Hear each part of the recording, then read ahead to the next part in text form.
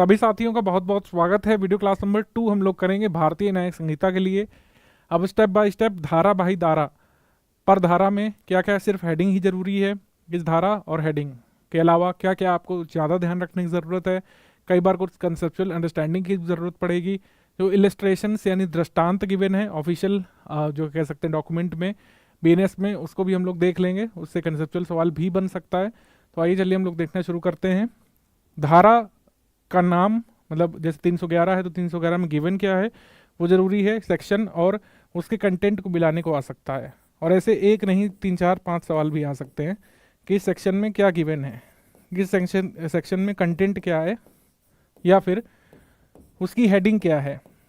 ये तो हमको देखना ही देखना है। जितनी भी धाराएं हैं बीएनएस में या बीएनएसएस में, उनकी हेडिंग क्या है ये तो देखना ही देखना है। कई बार उनके अंदर के कंटेंट को भी स्टडी करना पड़ेगा।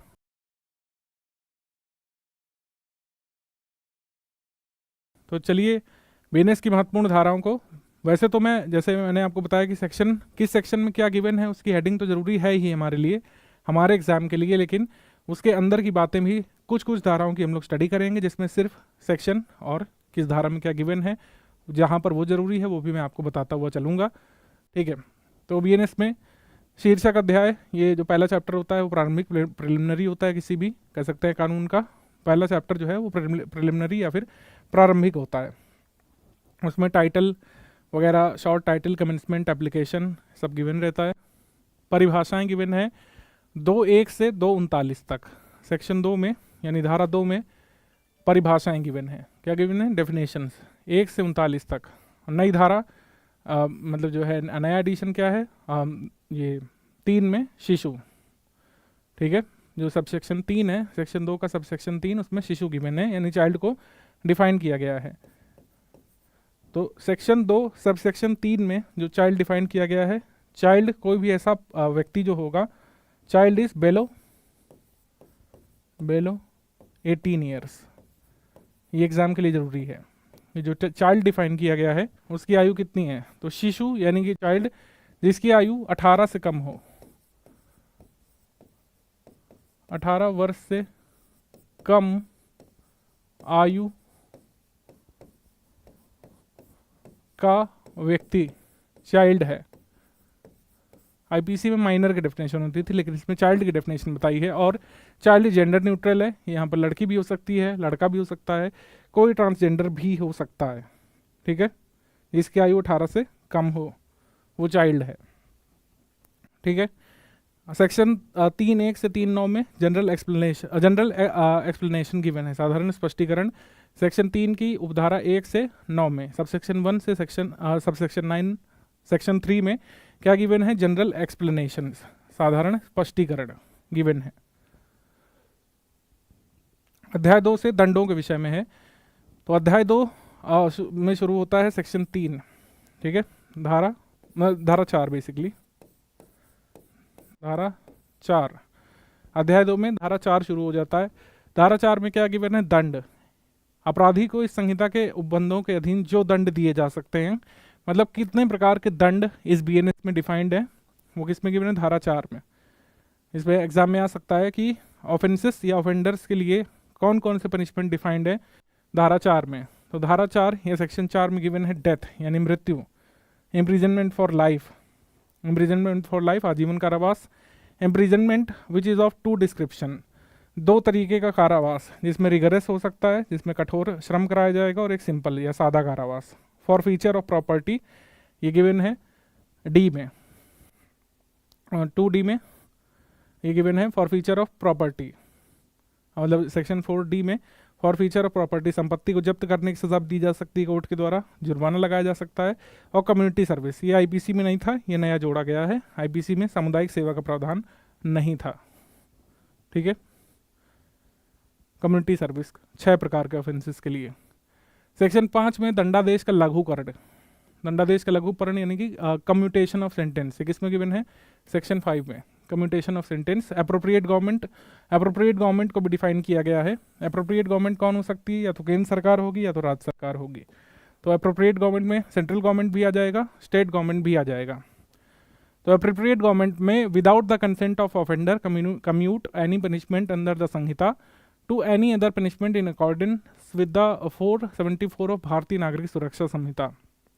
इसमें कहा गया है कि भारतीय नागरिक सुरक्षा संहिता के सेक्शन 474 के अंतर्गत अप्रोप्रिएट गवर्नमेंट यानी केंद्र सरकार या राज्य सरकार बिना अपराधी की कह सकते हैं सम्मति जाने उसके अपराध को कम्यूट कर सकती है, ठीक है, माफ कर सकती है, लघुकरण उसके अपराध का कर सकती है, ठीक है। इसमें गिवन है कि समुचित सरकार का क्या मतलब है। समुचित सरकार, जहाँ पर सेंट्रल लॉस की बात है तो सेंट्रल गवर्नमेंट, जहाँ पर स्टेट लॉस की बात है तो स्टेट गवर्नमेंट, ठीक है। आगे बढ़ेंगे। सेक्शन 6 में क्या गिवन है। सेक्शन 6 में गिवन है दंडाविधियों की भिन्न यानी fractions of terms of punishment. Calculation जो होगा टर्म्स ऑफ पनिशमेंट का, imprisonment for life shall be recorded as equivalent to the imprisonment of 20 years unless others provided. दंडाविधियों के भिन्नों की गणना में अन्यथा उपबंधित के सिवाय आजीवन कारावास को 20 वर्ष के कारावास के समतुल्य गिना जाएगा। यानी कि जिस धारा में, जैसे आगे हम बलात्संग वगैरह की धारा पढ़ेंगे ह्यूमन ट्रैफिकिंग की, तो जहाँ पर आजीवन कारावास लिखा रहेगा उसमें स्पेसिफिकली गिवन रहेगा कि आजीवन कारावास का क्या मतलब है। आजीवन कारावास क्या अपराधी के बचे हुए जीवन यानी अपना पूरा बचा हुआ जीवन काल वो जेल में बिताएगा, वो आजीवन कारावास है। अगर नहीं तो आजीवन कारावास को 20 वर्ष के कारावास के समतुल्य गिना जाएगा। आजीवन कारावास को 20 वर्ष के कारावास के समतुल्य गिना जाएगा। सेक्शन 7 कहता है दंडादेश कारावास के कतिपय मामलों में संपूर्ण कारावास या उसका कोई भाग कठिन या सादा हो सकता है। तो सेक्शन 7 ये कह रहा है कि मान लीजिए 10 वर्ष की सज़ा सुनाई गई तो उसमें 5 वर्ष का सिंपल इम्प्रिजनमेंट हो सकता है और 5 वर्ष का कठोर कारावास दिया जा सकता है। सेक्शन 8 सबसेक्शन 1 से सबसेक्शन 7 तक लिखा गया है कि जुर्माने की रकम, जुर्माना आदि के मतलब ये amount of fine, liability in default of payment of fine. तो इसमें अमाउंट फाइन का कितना हो सकता है और फाइन ना दिए जाने पर लायबिलिटी क्या होगी ऑफेंडर की, वो गिवन है। यहाँ पर सबसेक्शन मतलब सेक्शन 9 से सेक्शन 9 1 से लेकर 2 में कई अपराधों से मिलकर बने अपराध के लिए दंड की अवधि क्या होगी, ये यहाँ पे गिवन है। मान लीजिए एक अपराध है उसमें कई अपराध शामिल हैं तो उसमें दंड की अवधि कितनी बनेगी, यहाँ पे एक दृष्टांत समझाया गया है। Limit of punishment of offence made up of several offences, A gives Z 50 strokes with a stick, यानी कि का या पर लाठी से 50 प्रहार करता है, ये लिख ले रहे हैं का, और ये है या। अब का जो है ये ऑफेंडर है, या यहाँ पे विक्टिम है, ठीक है। तो का जो है ये या पर 50 प्रहार करता है, 50 जो बाहर जो है लाठी मारता है या के ऊपर।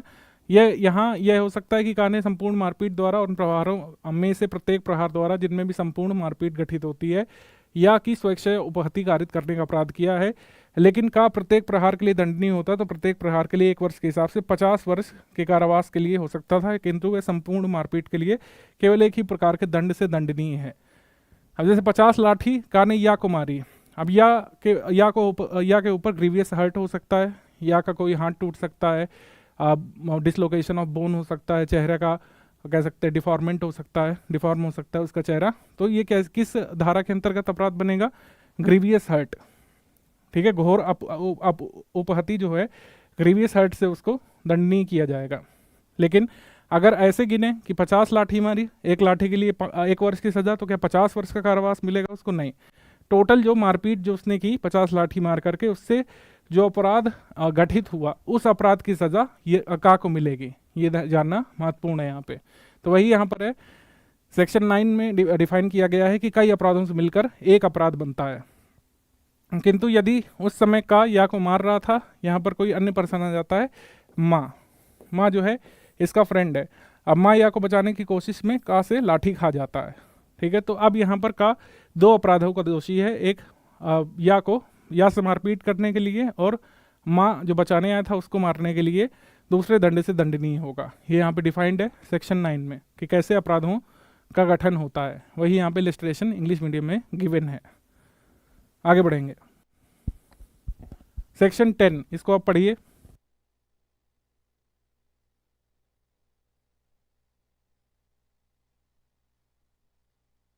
तो आपने पढ़ा है इसमें कई अपराधों में से एक के दोषी के लिए दंड, जबकि निर्णय में कथित है कि यह संदेह है कि वह किस अपराध का दोषी है। तो सेक्शन 10 में गिवन है punishment of a person guilty of one of several offences judgment stating that it is doubtful of which. इसमें एक्सप्लेनेशन है कि जब अदालत ये फैसला देती है कि कोई व्यक्ति कई अपराधों में से किसी एक का दोषी है, लेकिन वे यह नहीं पता चलता कि ठीक ठीक किस अपराध का दोषी है, और अगर उन सभी अपराधों की सजाएं एक जैसी हैं तो अब उस व्यक्ति को कम सजा वाले अपराध की सजा मिलेगी। ये सेक्शन 10 में गिवन है। मान लीजिए कई सारे अपराध कोई व्यक्ति करता है, ठीक है, और कई सारे चोरी भी की, मारपीट भी की, हत्या का प्रयास भी किया। कोई व्यक्ति कहीं गया चोरी करने के लिए, उसने मतलब दरवाज़ा तोड़ा, एक अपराध किया, घर के मालिक को बंधक बनाया, उसको कुर्सी में बांध दिया, उसको चाकू दिखा करके डराने का प्रयास किया, ठीक है, जान से मारने की धमकी भी दी, चोरी भी की, और हो सकता है आते वक्त कह सकते हैं उसकी बेटी से बलात्संग भी किया। तो कई सारे अपराध जो मिलकर के बनते हैं और ठीक ठीक पता नहीं चलता है कि किस अपराध का दोषी है। तो जो अपराध सबसे कम सजा वाला है वो वाली सजा उसको मिलेगी, ठीक है, ये इसमें कहा गया है सेक्शन 10 में। सेक्शन 11 में गिवन है एकांत परिरोध। एकांत परिरोध का मतलब है सोलिटरी कन्फाइनमेंट। इसको स्टार मार्क करिए, एग्जाम में आ सकता है। सोलिटरी कन्फाइनमेंट ये गिवन है सेक्शन 11 में, ठीक है। सेक्शन 11 में गिवन है कि जब कोई पर्सन ऑफेंस के लिए कन्विक्ट किया जाता है और उसको रिगरस पनिशमेंट की सज़ा मिली है, यानी कठोर कारावास की सज़ा उसको मिली है किसी व्यक्ति को, और तो अदालत अपने आदेश में लिख सकती है कि अपराधी की जो सज़ा है उसका कुछ हिस्सा उसे सॉलिटरी कन्फाइनमेंट में बिताना पड़ेगा। हालांकि एकांत परिरोध बुलाकर 3 महीने से ज़्यादा नहीं हो सकता है। सॉलिटरी कन्फाइनमेंट जो है मैक्सिमम कितना हो सकता है, 3 महीने का। एकांत परिरोध की अवधि भी डिफाइंड की गई है।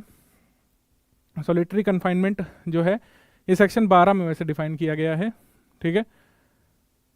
आपसे पूछेंगे सॉलिटरी कन्फाइनमेंट मेंशन किस में है, तो एकांत परिरोध सेक्शन 11 में, लेकिन सॉलिटरी कन्फाइनमेंट की अवधि किस में मेंशनड है अगर आपसे एग्जाम में पूछे तो इसका आंसर हो जाएगा section 12। Duration of solitary confinement किस में गिवन है, सेक्शन 12 में। हालांकि ड्यूरेशन के बारे में थोड़ा सा मेंशन 11 में भी है, लेकिन प्रॉपरली सॉलिटरी कन्फाइनमेंट किस अवधि के लिए दी जा सकती है, कितनी बार दी जा सकती है, किस रीति से दी जाएगी, ये गिवन है सेक्शन 12 में, ठीक है।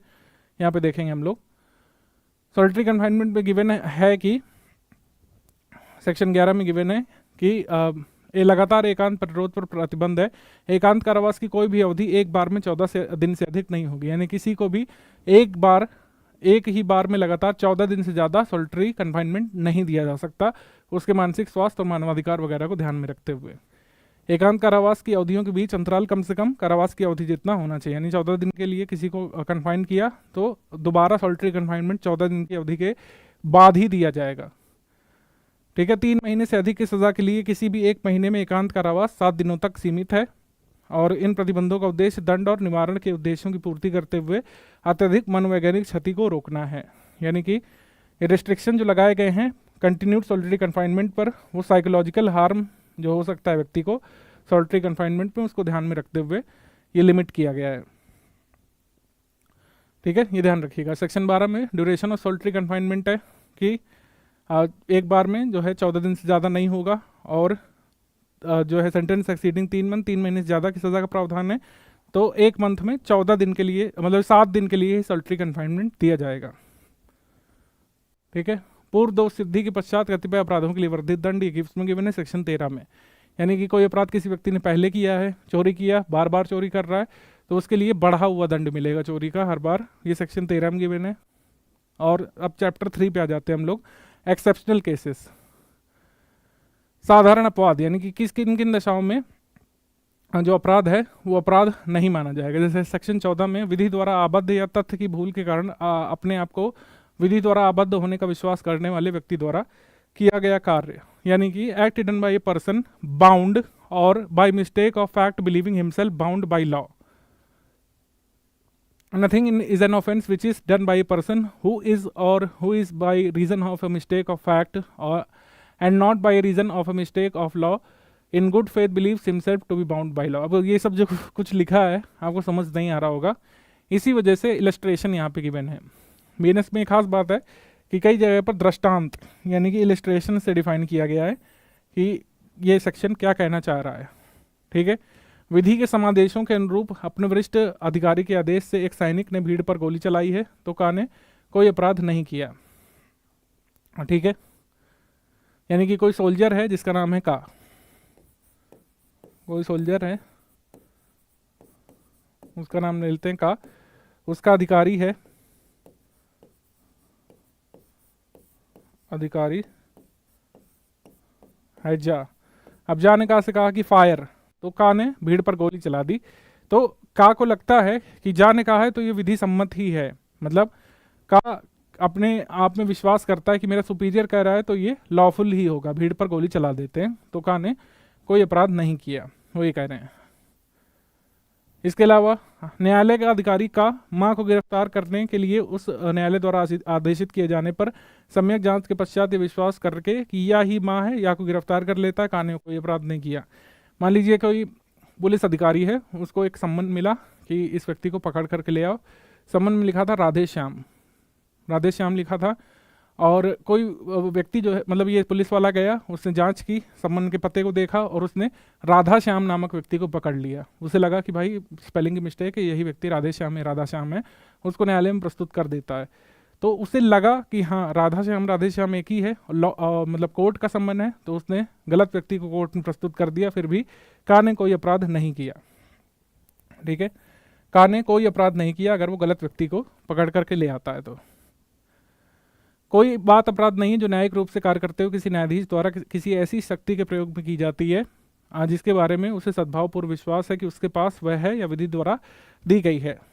सेक्शन 15 में एक बात ये गिवन है कि कोई भी बात वह अपराध नहीं है जो न्यायाधीश द्वारा न्यायिक रूप से कार्य करते हुए अपनी शक्ति का प्रयोग करते हुए करता है। यानी कि किसी भी कह सकते हैं जज के ऊपर मुकदमा नहीं चलेगा अगर जज ने अपने लॉफुल कह सकते हैं दायरे में रह करके अपने पावर का प्रयोग करने की दिशा में कोई काम किया है, तो वो ऑफेंस नहीं बनेगा।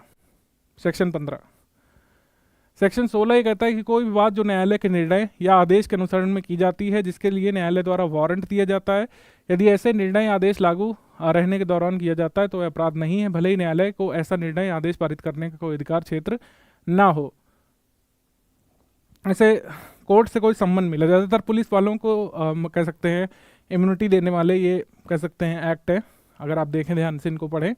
सेक्शन 16 यही कह रहा है कि कोई भी व्यक्ति, जनरली कोई पुलिस वाला ही होगा, अगर उसके पास वारंट है, किसी व्यक्ति को डरा धमका कर धोखे से मारते पीटते हुए भी न्यायालय लाता है, तो उस पुलिस वाले पर जनरली मुकदमा नहीं चलेगा सेक्शन 16 के तहत। वही यहाँ पे कहना चाह रहा है कि अगर गुड फेथ में कोई व्यक्ति बिलीव करता है कि कोर्ट ने अपने जुरिडिक्शन के अंतर्गत जो है कोई वारंट जारी किया है, ठीक है, तो उसके परसुएंस में कोई एक्ट किया गया है तो वो अनलॉफुल नहीं है।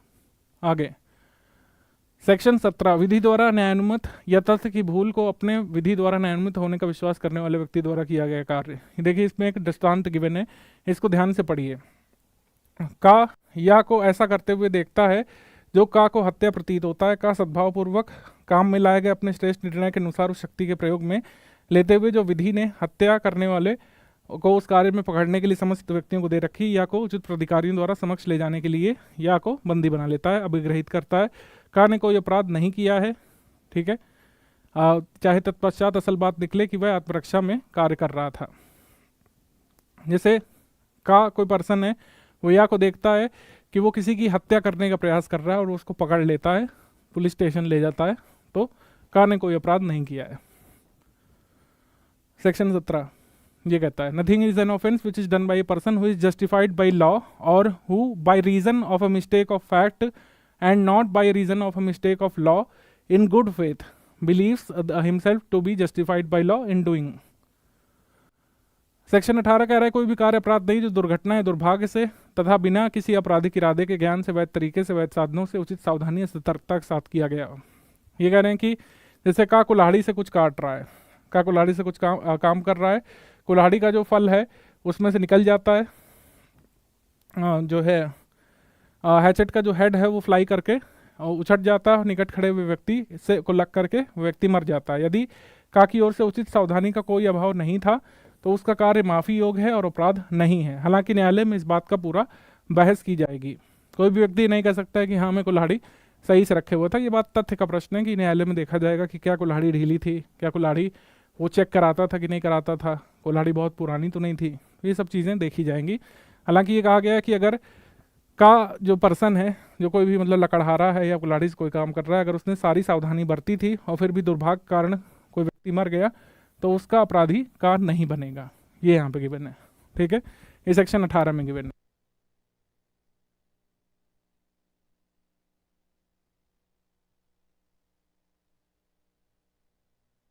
आगे बढ़ते हैं हम लोग। सेक्शन 19 कह रहा है कि कार्य जिससे अपहानि कारित होना संभाव्य है किंतु जो आपराधिक आशय के बिना और अपहानि के निवारण के लिए किया गया है।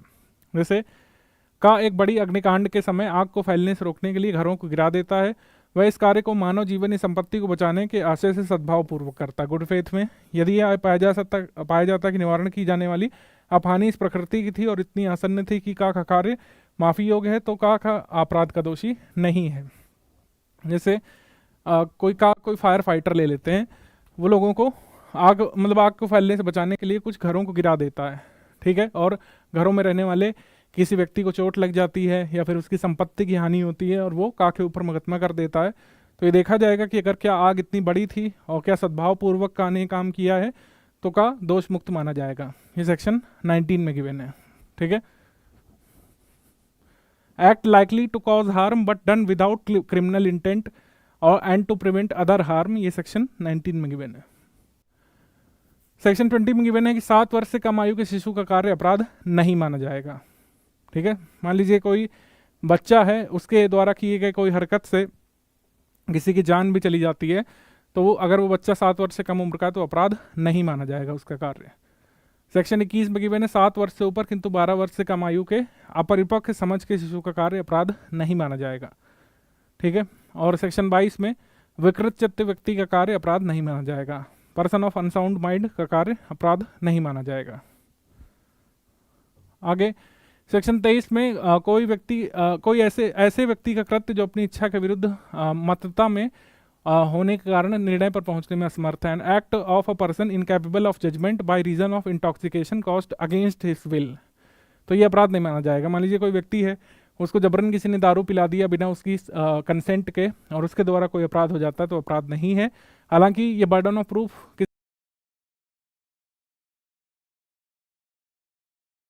इसके ऊपर है, उस पर्सन के ऊपर कि उसको कोर्ट में साबित करना होगा कि उसे उसकी इच्छा के बिना इंटॉक्सिकेट किया गया। सेक्शन 24 किसी व्यक्ति द्वारा किया गया कार्य जो मत्ता की स्थिति में किया गया है जिसमें विशिष्ट आशय या ज्ञान होना अपेक्षित है, offence requiring a particular intent और knowledge committed by one who is intoxicated, ये एक सेक्शन 24 में गिवन है। आगे है सेक्शन 25 सम्मति से किया गया कार्य जिसमें मृत्यु या घोर आपत्ति कारित करने का आशय ना हो और ना ही उसकी संभाव्यता का ज्ञान हो। जैसे कह रहे हैं का और या ये एक दूसरे को फेंस यानी पट्टेबाजी करने में एग्री करते हैं, ऐसे आमोद प्रमोद के तौर पर वो कहता है कि तुम मुझे मारो और मैं तुम्हें मारूं, ए और जेड आपस में एक दूसरे को फेंस करने का निर्णय लेते हैं। ये एग्रीमेंट में जो है कंसेंट शामिल है। इस सहमति में किसी अपहानि जो कि ऐसी पट्टेबाजी के दौरान खेल के नियम के विरुद्ध ना होते हुए कारित हो सहन करने की प्रत्येक की सम्मति विवक्षित है। यदि का नियम अनुसार पट्टेबाजी करते हुए या को ग्रीवियस हर्ट भी कर देता है तो का ने कोई अपराध नहीं किया है, ठीक है। ये सेक्शन 25 ऐसे अपराधों के लिए लाया गया है जिसमें व्यक्ति की सहमति कई बार शामिल होती है, मतलब जो व्यक्ति है उसको अकाउंटेबल माना जाता है। आप जानबूझ करके कोई ऐसा खेल खेलते हैं, ऐसा कह सकते हैं कि कोई ऐसा कार्य करते हैं, सोशल मीडिया के दौर में काफ़ी हो रहा है, कोई ऐसा चैलेंज इंस्टाग्राम पे ले लेते हैं जो आपने खुद से करने की कोशिश की है, फिर अपने आप को हार्म कर लेते हैं, तो आप जो है दूसरे को दोषी नहीं मान सकते हैं। ये है section 25 act not intended and not known to be likely to cause death और grievous hurt done by consent. आगे किसी व्यक्ति के फायदे के लिए सम्मति से सद्भावपूर्वक किया गया कार्य जिससे मृत्यु कारित होने का आशय नहीं है। जैसे का एक शल्य चिकित्सक है, ये जानते हुए एक विशिष्ट शल्य चिकित्सा से या को जो वेदनापूर्ण व्याधि से ग्रस्त है जिसमें मृत्यु कारित होने की संभावना है या कि मृत्यु कारित करने के आशय ना रखते हुए गुड फेथ में जो है शल्य चिकित्सा यानी सर्जरी करता है, ठीक है, तो का ने कोई अपराध नहीं किया है। इसमें कह रहे हैं कि एक सर्जन है जो कि जानता है कि पर्टिकुलर ऑपरेशन में डेथ होने का खतरा भी है जेड को, जेड की सर्जरी करता है जेड के बेनिफिट के लिए, अगर कुछ जेड को होता है तो ए ने कोई अपराध नहीं किया है। तो गुड फेथ में बिना किसी क्रिमिनल इंटेंट के दूसरे व्यक्ति के फायदे के लिए कोई काम किया गया है विद कंसेंट, ठीक है, तो अपराध नहीं है। आगे कह रहे हैं कि act done in good faith for benefit of child और person of unsound mind by consent of guardian, संरक्षक द्वारा या उसकी सम्मति से शिशु जिसकी आयु 12 वर्ष से कम है या विकृत चित्त व्यक्ति के फायदे के लिए सद्भावपूर्वक किया गया कार्य अपराध नहीं होगा। आगे consent known to be given under fear और मिसकंसेप्शन, सम्मति जिसके संबंध में ज्ञात हो कि वह भ्रम या भय के अधीन दी गई है, सेक्शन 28 में गिवन है। फिर जो है सेक्शन 29 में exclusion of acts which are offences independently of harm caused, section 29 में ऐसे कार्यों का अपवर्जन जो बिना किसी अपहानि के भी स्वयं अपराध हैं। तो इसमें कह रहे हैं कि जैसे किसी व्यक्ति का गर्भपात कराया जाता है कॉसिंग मिसकैरेज ऑफ वुमेन, भले ही वुमेन ने सहमति दी हो या फिर नहीं, वो अपने आप में अपराध है, ठीक है। इसमें कहा गया है कि कुछ चीज़ें ऐसी हैं जो अपने आप में अपराध है, भले ही व्यक्ति ने कंसेंट दिया हो या फिर ना दिया हो, कंसेंट महत्वपूर्ण नहीं है। आगे बढ़ रहे हैं।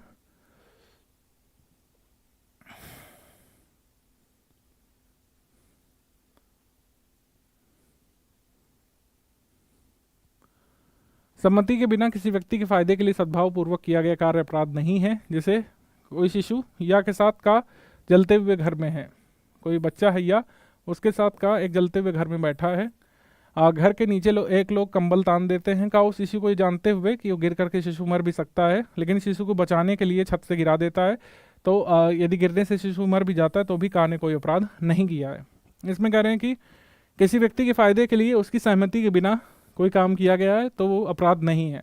इसमें कह रहे हैं कि जैसे कोई व्यक्ति है, जैसे आप हैं, आपके साथ एक छोटा बच्चा छत पर है और आग लग गई है, आप नीचे सीढ़ी से नहीं जा सकते हैं, नीचे फायर ब्रिगेड वालों ने या फिर किसी व्यक्तियों ने ऐसे कंबल टाइप का ऐसे तान दिया है कि आप उसमें गिर के सेफ बच जाएं, तो आप बच्चे को गिरा देते हैं, मतलब ये जानकर कि बच्चा गिरा तो मर भी सकता है, लेकिन आप उसे आग से बचाने के लिए गिरा देते हैं और बच्चा मर भी जाता है तो भी आपने कोई अपराध नहीं किया है। Act done in good faith for the benefit of person without consent, ये 30 में गिवन है, ठीक है। आगे बढ़ते हैं हम लोग।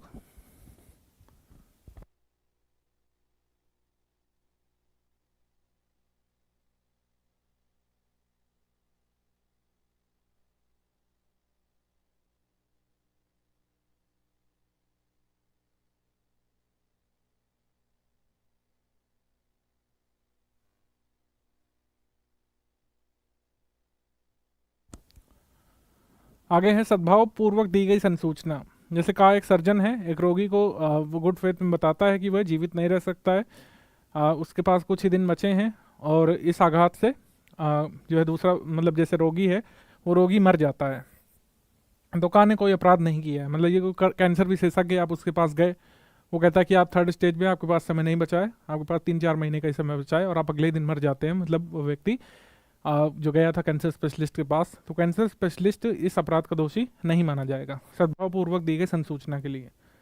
सेक्शन 32 में वह कार्य जिसके करने के लिए कोई व्यक्ति धमकियों द्वारा विवश किया गया है, तो वो भी अपराध नहीं माना जाएगा, सेक्शन 32।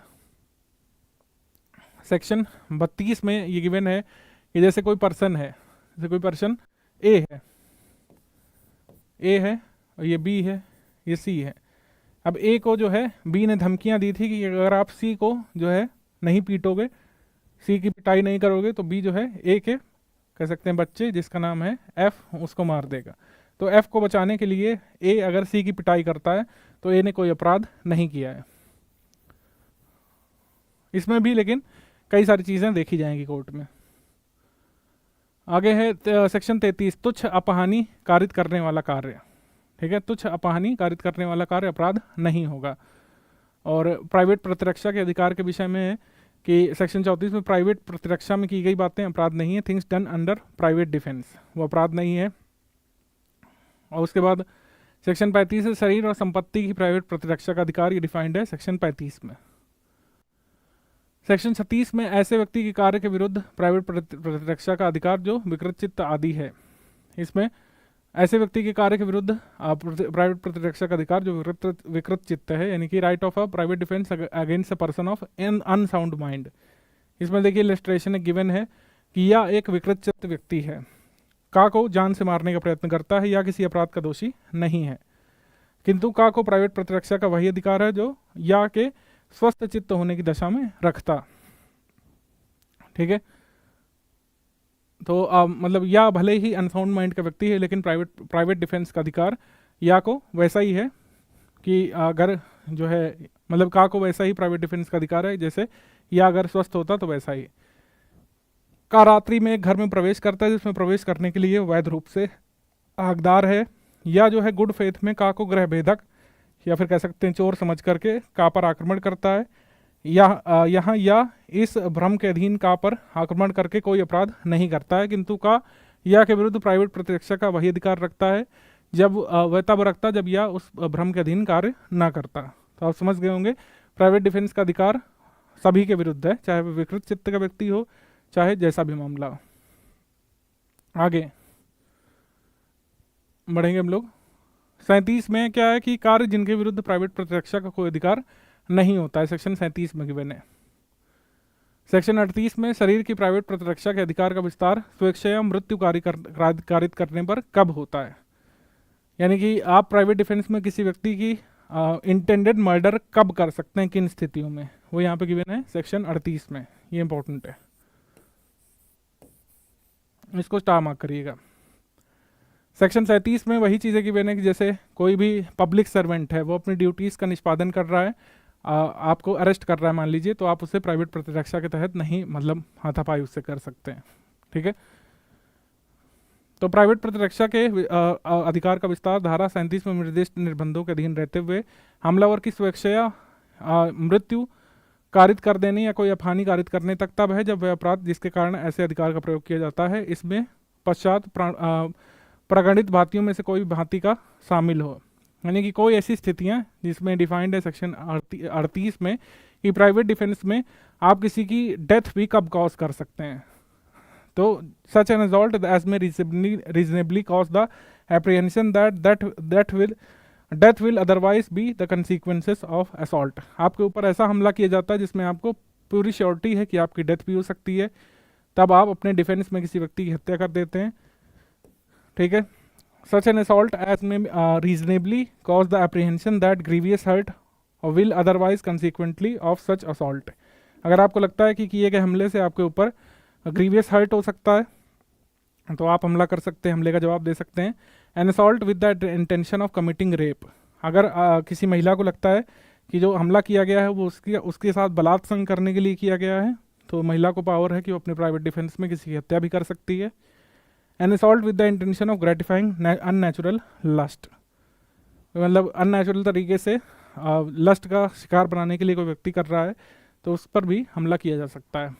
व्यपहरण या अपहरण करने के आशय से किया गया कोई हमला, कोई आपको किडनैप करना चाहता है तो आप उसकी हत्या कर सकते हैं प्राइवेट डिफेंस में। N assault with an intention of wrongfully confining a person, इस आशय से कि हम किया गया हमला कि कोई व्यक्ति को ऐसी परिस्थितियों में सदोष परिरोध किया जाए जिससे उसे युक्त रूप से आशंका कारित हो कि वह अपने को छुड़वाने के लिए लोक प्राधिकारियों की सहायता प्राप्त नहीं कर सकेगा। तो आप किसी व्यक्ति की हत्या कर सकते हैं जब आपको लगता है कि आपको किडनैप करके ले जाया जा रहा है और आप पुलिस को नहीं बुला सकते हैं। तेजाब फेंकने या देने का कार्य अथवा तेजाब फेंकने या देने का प्रयास जिसमें युक्त रूप से आशंका उत्पन्न होगी, ऐसे कार्य के परिणाम स्वरूप आपको ग्रीवियस हर्ट हो सकता है। यदि आप पर एसिड वगैरह फेंका जाता है तो आप जो है प्राइवेट डिफेंस में कार्य कर सकते हैं। आगे है कब ऐसे अधिकार का विस्तार मृत्यु से अभिन्न कोई अपहानि कारित करने तक होता है, सेक्शन 39 में गिवन है कि when such right extends to causing any harm other than death, आप किसी व्यक्ति को कोई और हार्म डेथ के अलावा कब कर सकते हैं, 39 में गिवन है। सेक्शन 40 में गिवन है शरीर की प्राइवेट प्रतिरक्षा के अधिकार का प्रारंभ होना और बने रहना।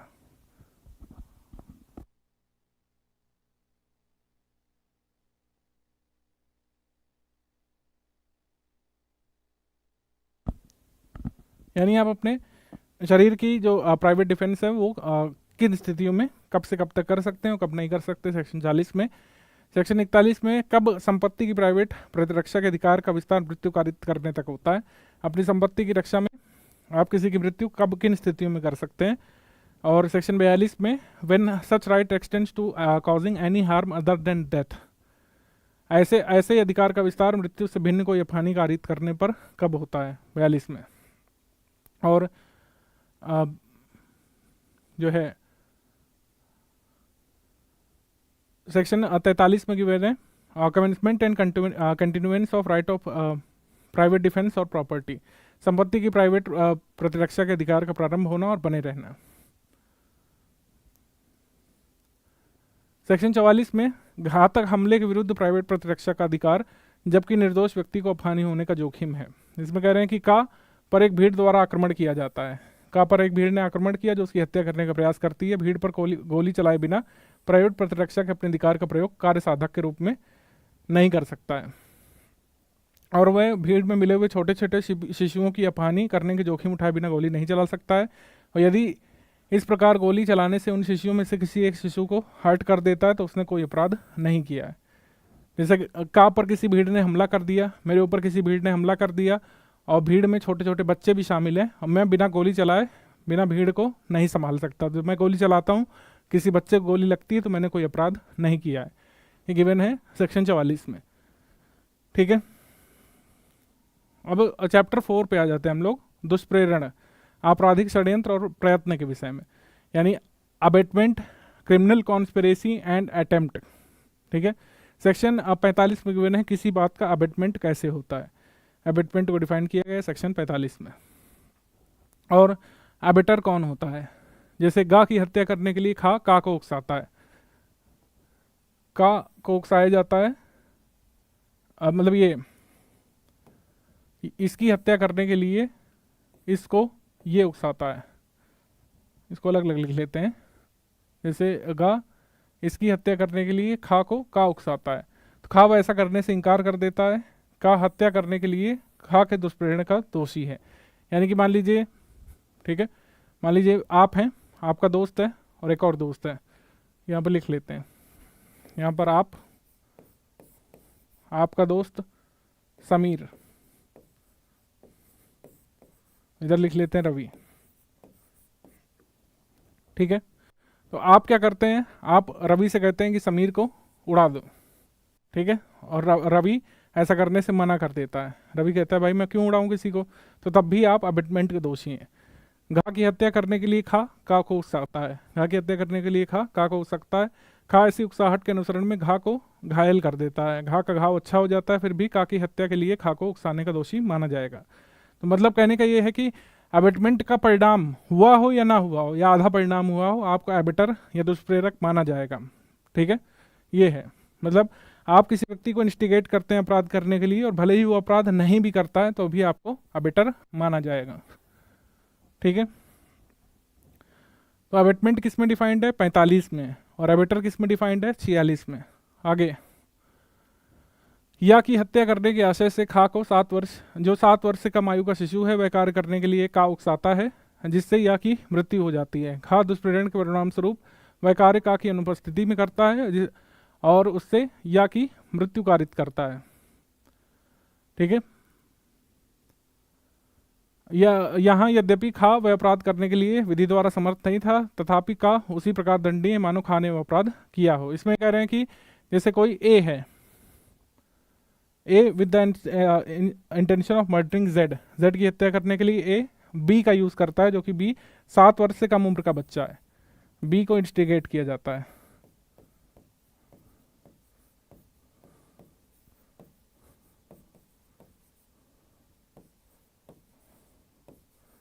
तो बी एक बच्चा है 7 वर्ष से कम उम्र का, बी ने जो है जेड को मार डाला, तो बी को तो कोई सज़ा नहीं होगी, लेकिन ए को वैसे ही सज़ा होगी जैसे बी अगर बड़ा होता वो तो उसको मिलती। ठीक है, तो मृत्यु दंड से दंडनीय है ए, यानी कि ए ने जेड को मारने के लिए बी नामक बच्चे का प्रयोग किया, उसे लगा कि बच्चा है वो तो क्या ही बताएगा, बी ऐसा काम कर देता है 7 वर्ष का बच्चा कि जेड मारा भी जाता है। लेकिन अगर पुलिस ये पकड़ लेती है कि बच्चे को उकसाया था किसी ने ऐसा करने के लिए, तो ए दोषी माना जाएगा मृत्यु दंड का, ना कि बी, क्योंकि बी बीएनएस के तहत अपराधी नहीं है। भारत से बाहर के अपराधों का भारत में दुष्प्रेरण करने के लिए इसमें लिखा है 47 में। भारत से बाहर के अपराधों का भारत में दुष्प्रेरण अगर किया जाता है तो 47 में कवर्ड है। भारत में अपराध के लिए भारत से बाहर दुष्प्रेरण किया जाता है तो 48 में कवर्ड है। सेक्शन 49 में दुष्प्रेरण का दंड यदि दुष्प्रेरित कार्य उसके परिणाम स्वरूप किया जाए जहाँ की उसके लिए कोई दंड अभिव्यक्त नहीं है। Punishment of abetment of act abetted is committed in consequence where no express provision has been made for punishment. तो उसमें कैसी पनिशमेंट दी जाएगी, सेक्शन 49 में गिवन है। आगे सेक्शन 50, दुष्प्रेरण का दंड यदि दुष्प्रेरित व्यक्ति दुष्प्रेरक के आशय से भिन्न आशय से कोई अपराध करता है। ये किसमें कवर्ड है, 50 में। आगे दुष्प्रेरक का दायित्व जब एक कार्य का दुष्प्रेरण किया गया और उससे भिन्न कोई कार्य होता है। जैसे एक शिशु को या के भोजन में विष डालने के लिए का उकसाता है। कोई चाइल्ड है, उसको या के भोजन में जहर डालने के लिए का द्वारा उकसाया जाता है। का एबेटर है, इसमें का एबेटर है। और या जो है ये पॉसिबल विक्टिम है, पॉसिबल विक्टिम। और उस प्रयोजन से उसे विष दे देता है। वह शिशु उकसाहट के परिणाम स्वरूप भूल से माँ के भोजन में या के पास माँ के भोजन में जो या के पास रखा हुआ भोजन है उसमें डाल देता है। मान लीजिए माँ कोई पर्सन है, उसका कोई लेना देना नहीं है, लेकिन बच्चा है वो एबेटर के उकसावे पर या की जगह माँ के भोजन में जहर मिला देता है, यानी कि पॉसिबल विक्टिम अब माँ है। पॉसिबल विक्टिम अब माँ है, ठीक है। यदि वह शिशु का के उकसाने के असर के अधीन उस कार्य का कर रहा होता और किया गया कार्य उन परिस्थितियों में उस दुष्प्रेरण के अधि संभाव्य परिणाम है, तो का उसी प्रकार से उसी विस्तार तक का दायित्व अधीन है, मानो उसने शिशु को माँ के भोजन में डालने के लिए उकसाया हो। मतलब ये कह रहे हैं कि अगर जैसे अबेटमेंट किया गया, अबेटमेंट उसका था कि किसको जहर दिया जाए, या को, लेकिन जहर किसको मिला, माँ को, तब भी जो एबेटर है उसको वही सजा मिलेगी कि मानो उसने माँ के ही भोजन में जहर डालने के लिए उकसाया हो। ये है यहाँ पे कह रहे हैं। ये लाइबिलिटी एबिटर की है 51 में। Liability of abettor when act abetted and different act done. Section 52 में कह रहे हैं दुष्प्रेरक कब दुष्प्रेरित कार्य करने के लिए और किए गए कार्य के लिए अकलित दंड से दंडनीय होता है। जैसे खा को एक लोक सेवक द्वारा करस्थम का बलपूर्वक प्रतिरोध करने के लिए का उकसाता है। मतलब खा को जो है एक लोक सेवक से लड़ने के लिए का उकसाता है। खा परिणाम स्वरूप उस करस्थम का विरोध करता है। प्रतिरोध खा करस्थम के निष्पादन करने वाले अधिकारी को ग्रीवियस हर्ट कर देता है, ठीक है।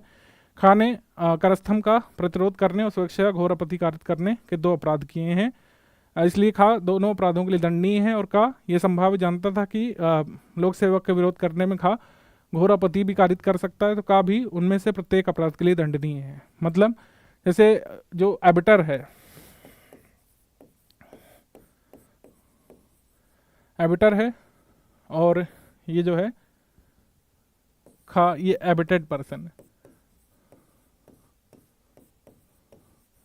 इसको उकसाया गया है का के द्वारा। तो मान लीजिए का ने किसी एक काम के लिए उकसाया था, लेकिन खा कुछ एडिशनल काम भी कर देता है, तो लाइबिलिटी किसके ऊपर आएगी, दुष्प्रेरक के ऊपर। ये कह रहे हैं कि दुष्प्रेरक ने कोई एक काम करने के लिए कहा, लेकिन दुष्प्रेरित ने कोई दूसरा अपराध कर दिया, तब भी ये माना जाएगा कि का ने दोनों अपराध के लिए उकसाया था। यही यहाँ पे कह रहे हैं। Abettor when liable to cumulative punishment for act abetted and for act done. आगे section 53, liability of abettor for an effect caused by act abetted different from that intended by abettor. या को घोर उपहति कारित करने के लिए खा को का उकसाता है, तो का यहाँ पे अबेटर है। का यहाँ पे क्या है, अबेटर है अगेन। और किसको उकसाया गया है, उकसाया गया है खा को। और यहाँ पर पॉसिबल विक्टिम कौन है, या।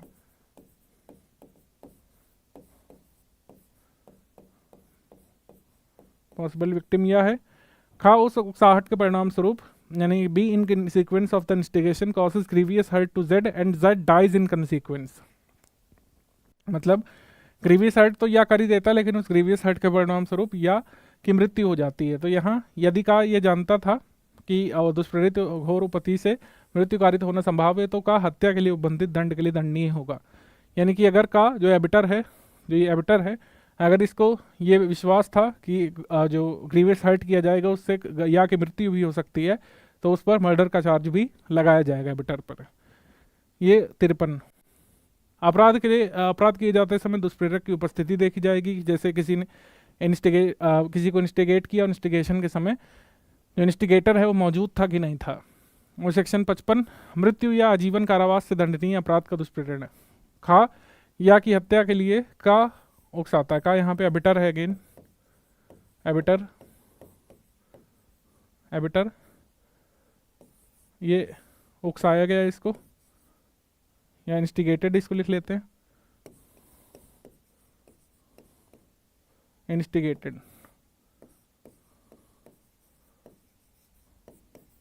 इंस्टिगेटेड और ये victim,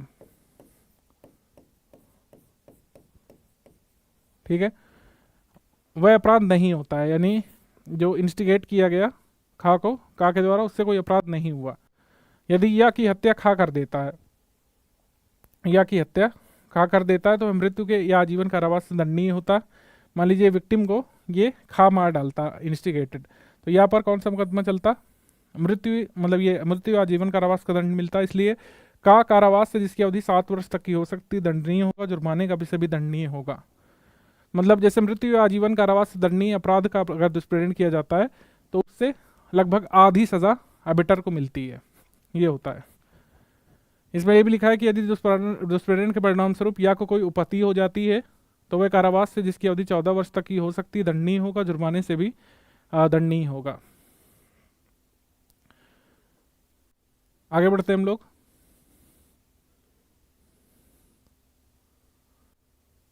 एबिटर present when offence is committed, ये सेक्शन 54 में कवर्ड है, और सेक्शन 55 हमने बता ही दिया कि abetment of offence punishable with death और इम्प्रिजनमेंट ऑफ लाइफ।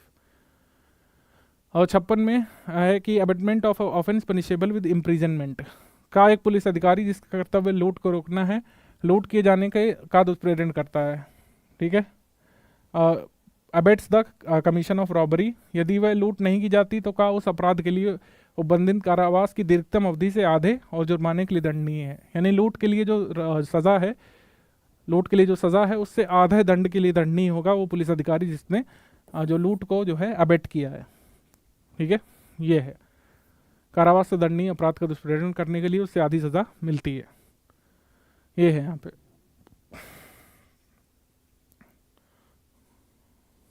तो जब अपराध नहीं होता है तो आधी सज़ा मिलती है, सेक्शन 55 में गिवन है।